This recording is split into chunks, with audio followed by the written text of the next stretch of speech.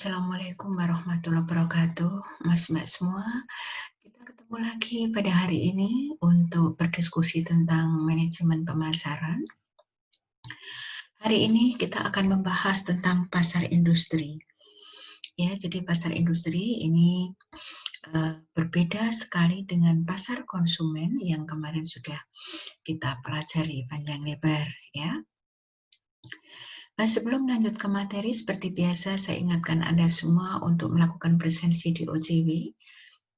Ya, jadi presensi sudah saya buka 30 menit sebelum jam perkuliahan dimulai dan nanti akan saya tutup 15 menit setelah jam perkuliahan ditutup.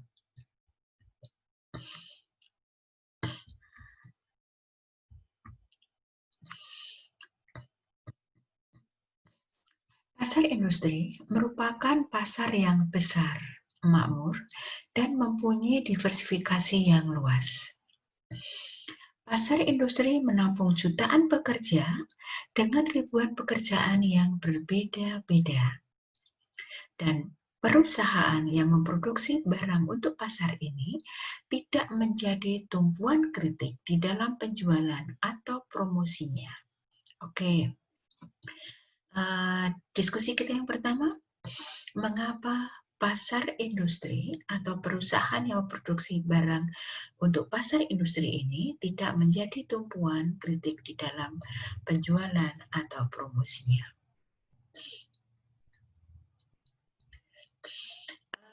Siapa konsumen industri? Konsumen industri didefinisikan sebagai industri atau usahawan yang membeli produk atau jasa dan didaya gunakan untuk yang pertama, memproduksi barang-barang dan jasa-jasa lain atau menyelenggarakan produksi mereka sendiri. Barang industri ya, ini dibedakan dengan barang konsumen berdasarkan penggunaan akhirnya. Apa maksudnya? Maksudnya adalah bahwa barang industri merupakan barang-barang yang diproduksi untuk membuat barang lain atau menjalankan suatu organisasi atau suatu bisnis, ya. Jadi barang industri ini adalah suatu barang yang akan digunakan untuk membuat atau memproduksi produk lain. Sedangkan barang konsumen adalah barang yang langsung digunakan atau langsung dikonsumsi oleh konsumen akhir. Saya akan berikan contoh yang sangat sederhana saja, misalnya tepung terigu. Tepung terigu itu barang industri atau barang konsumen. Barang industri atau barang konsumen ini akan sangat ditentukan produk akhir atau siapa yang menggunakan produk tersebut. Kalau tepung terigu itu digunakan oleh suatu industri bakery misalnya, maka tepung terigu itu kita sebut sebagai barang industri. Sedangkan apabila tepung terigu itu digunakan oleh ibu Anda di rumah untuk membuat donat misalnya, atau bakwan misalnya, dan itu untuk konsumsi keluarga, maka tepung terigu ini kita sebut sebagai barang konsumen. Nah, kenapa pasar industri itu penting? Pasar ini, ya, pasar industri, merupakan pasar yang besar dalam volume total penjualannya dan jumlah perusahaan yang terlibat. Jadi volume total penjualan dan jumlah perusahaan yang terlibat sangat besar. Kira-kira 50% dari seluruh barang-barang yang diproduksi dijual ke pasar industri. Pasar industri ada dua segmen, yaitu pasar pertanian dan pasar pemerintah. Pasar pertanian ini karena sekarang banyak usaha-usaha besar pertanian yang semakin berkembang. Ini berarti bahwa investasi modal di bidang pertanian semakin meningkat. Jadi agribisnis semakin berkembang menjadi suatu bisnis besar. Sedangkan pasar pemerintah ini dicirikan dengan pembelian oleh pemerintah melalui tawar-menawar. Secara administrasi, pembelian oleh pemerintah dilakukan dengan cara tender, ya. Jadi dilakukan secara terbuka, siapapun yang memenuhi syarat boleh melakukan penawaran kepada pemerintah. Biasanya nanti pemerintah sudah menentukan spek atau syarat-syarat tertentu yang harus dipenuhi oleh mereka yang menawarkan. Kemudian akan dipilih tawaran yang paling murah, ya, paling rendah harganya, tetapi memenuhi standar yang sudah ditentukan. Kemudian produk industri ini bisa kita klasifikasikan menjadi 5 kategori, yaitu bahan baku, bahan dan peralatan buatan, instalasi, perlengkapan tambahan, dan juga barang suplai operasi. Apa yang dimaksud di sini? Oke, mari kita bahas satu demi satu. Yang pertama adalah bahan baku. Bahan baku ini merupakan barang industri yang akan dikelola menjadi produk lain yang belum diproses kecuali pada waktu dikemas untuk pengiriman. Ya, jadi bahan baku ini benar-benar barang bahan yang masih asli yang belum dirubah menjadi bentuk lain.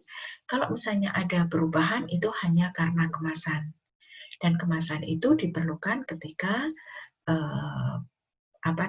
ketika produk tersebut atau bahan baku tersebut akan dilakukan pengiriman. Pertimbangan pemasaran dari bahan baku adalah karena jumlahnya yang besar dan nilai unitnya yang rendah, serta jarak antara produsen dan konsumen industri yang jauh, maka transportasi menjadi pertimbangan yang penting sekali.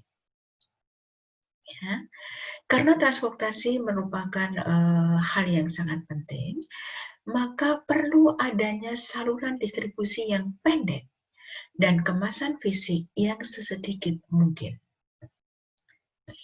Diskusi kita yang kedua, apa atau kenapa perlu saluran distribusi yang pendek dan kemasan fisik yang sedikit mungkin. Kemudian yang kedua, klasifikasi atau kategori yang kedua, bahan dan peralatan buatan. Bahan dan peralatan buatan merupakan bahan industri yang telah diproses dalam tahap tertentu dan akan mengalami proses lebih lanjut. Untuk bahan dan peralatan buatan ini, pertimbangan pemasarannya adalah harus dipastikan pasokan yang teratur dan cukup. Ya. Dan untuk menjamin itu semua, seorang pembeli dapat memesannya setahun lebih awal. Diskusi kita yang ketiga, berikan contoh bahan dan peralatan buatan.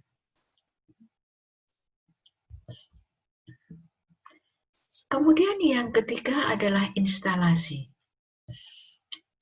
Produk industri, instalasi adalah produk industri yang dibuat di pabrik, yaitu perlengkapan industri yang utama, biasanya mahal dan berumur panjang. Contoh dari instalasi adalah generator besar di bendungan, kemudian pesawat jet untuk perusahaan penerbangan, dan sebagainya. Karakteristik pembeda dari instalasi ialah secara langsung mempengaruhi skala operasi sebuah perusahaan. Pemasaran instalasi memberikan tantangan serius bagi pihak manajemen karena setiap penjualan memerlukan perhatian tersendiri. Kemudian yang keempat dari kategori barang industri adalah perlengkapan tambahan. Produk tipe ini tidak menjadi bagian dari seluruh produk jadi, ya, tidak menjadi bagian dari seluruh produk jadi, dan tidak mempunyai pengaruh penting dalam skala operasi perusahaan. Produk tipe ini umumnya lebih pendek bila dibandingkan instalasi, tetapi lebih lama dari bahan suplai operasi. Sukar untuk menyamaratakan kebijakan distribusi sebuah perusahaan yang memasarkan peralatan pelengkap. Diskusi kita yang keempat, berikan contoh produk perlengkapan tambahan.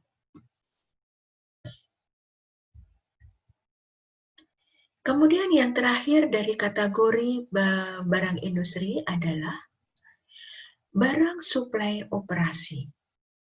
Yang dimaksud dengan barang suplai operasi adalah barang-barang kemudahan. Barang ini tipenya berumur pendek, murah, dan biasanya dibeli tanpa upaya maksimal. Contoh dari barang suplai operasi adalah oli, pelumas, pensil, dan sebagainya. Pertimbangan pemasarannya, seperti barang kemudahan, barang suplai operasi harus didistribusikan secara meluas.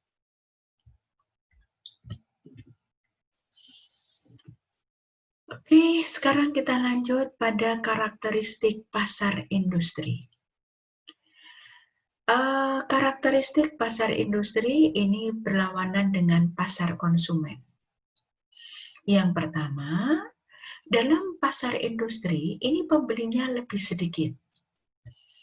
Pembeli dengan skala yang lebih besar, mempunyai hubungan pemasok dan pelanggan yang erat, kemudian pembeli terpusat secara geografis, ada permintaan turunan, kemudian permintaan inelastis, permintaan berfluktuasi, pembelian profesional, dan beberapa pengaruh pembelian. Oke, sekarang kita bahas satu demi satu karakteristik dari pasar industri. Karakteristik permintaan pasar industri, ya, yang pertama, permintaan yang terjadi karena ada kaitannya dengan permintaan lain, ya. Jadi di sini ada permintaan turunan. Misalnya, permintaan terhadap baja sebagian besar tergantung kepada permintaan konsumen terhadap mobil dan lemari es. Kalau permintaan mobil tinggi, maka secara otomatis permintaan akan baja juga akan tinggi. Demikian juga kalau ada penurunan permintaan lemari es, maka permintaan baja juga mungkin turun. Diskusi kita selanjutnya, mengapa demikian? Diskusi kita yang kelima, ya. Kemudian permintaan tidak elastis. Adanya permintaan untuk sebuah produk hampir tidak dipengaruhi oleh perubahan di dalam harganya. Oke, diskusi kita yang keenam, mengapa demikian?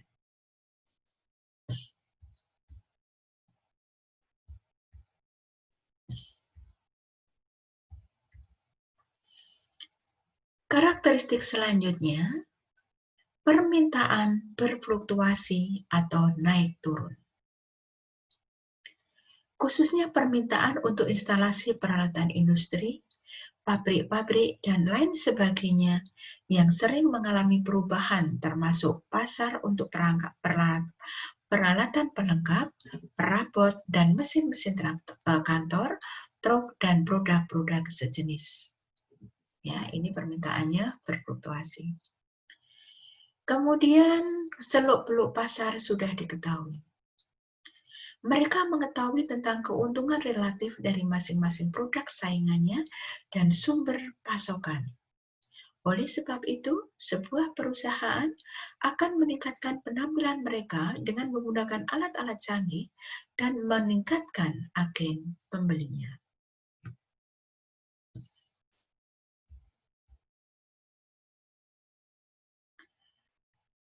Selanjutnya kita akan bahas tentang faktor penentu dari permintaan pasar industri. Permintaan pasar industri sangat ditentukan oleh dua hal. Yang pertama adalah jumlah dan tipe pemakai barang industri. Yang kedua, ukuran konsumen industri. Tolong jelaskan hal ini. Diskusi kita selanjutnya. Kemudian konsentrasi regional dari konsumen industri, ya. Jadi konsentrasi regional banyak terdapat di kalangan industri utama dan di antara konsumen industri secara keseluruhan. Kemudian hal yang perlu diketahui oleh perusahaan adalah apakah pasar produknya itu vertikal atau horizontal. Ya, pasar industri horizontal atau vertikal. Kita sebut sebagai pasar vertikal apabila sebuah produk industri hanya dapat didaya gunakan oleh perusahaan dalam satu atau dua macam industri saja.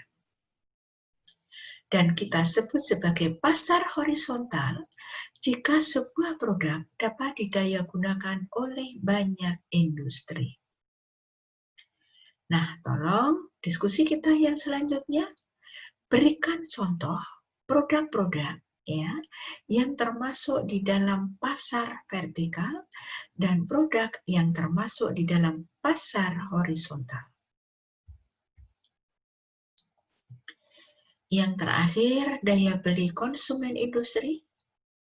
Daya beli mereka dapat diukur melalui pengeluaran konsumen industri atau melalui penjualan mereka. Ya, jadi konsumen industri ini daya belinya bisa kita ukur dari besarnya besarnya pengeluaran mereka dan juga volume penjualan mereka. Diskusi kita selanjutnya, tolong jelaskan hal ini. Nah, kita bisa melakukan pengukuran kegiatan pabrik, ya, kemudian pengukuran kegiatan pertambangan, pengukuran kegiatan pertanian, dan pengukuran kegiatan konstruksi. Jadi daya beli dari konsumen industri, ya, dari contohnya dari 4 hal ini bisa kita lihat dari besarnya pengeluaran mereka dan juga besarnya volume penjualan mereka. Demikian Mas-Mbak semua materi kita hari ini. Setelah ini silahkan Anda merespon apa yang tadi saya jadikan bahan diskusi. Ada berapa ya tadi? Ada 8 atau berapa atau 9. Silahkan Anda pikirkan, kemudian setelah ini kita diskusi hal-hal tersebut.